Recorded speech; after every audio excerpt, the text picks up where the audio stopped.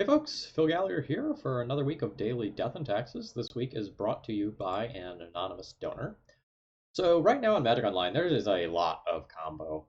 This is primarily a response to all the Oko that's running around. If you don't want to care about things like Oko and Uro, one of the easiest ways to do that is just kill your opponents before turn 3, or to interact with them on an X where like that stuff is invalidated. So I don't think it's a great week to play traditional Death and Taxes, so we're going to try something that overlaps and is very much in line with some of the thinking that I've been doing. So I don't know, probably for about 2 months now, I've been a big proponent of mana acceleration over things like Aether Vial. And when I saw this deck list from CSO, who knows?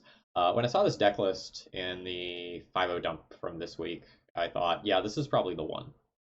So it has Leonin Arbiter and Thalia's as well as Chalice of the Voids as its primary turn one plays. You can do these if you get a Chrome Mox, otherwise you can Chalice on one. And then it has sort of the usual nonsense that like a white Eldrazi or like Chrome Mox based taxes deck would, of like Thalia Heretic Cathars, Eldrazi Displacer, Thought-Knot, Reality Smasher.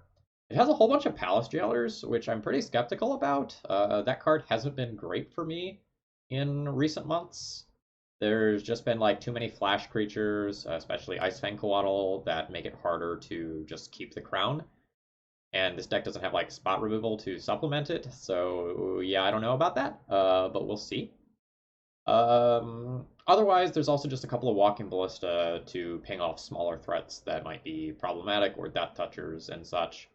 The sideboard is not super exciting. We have a whopping 7 1-mana removal spells, so we'll do things like board Chalices out versus Delver.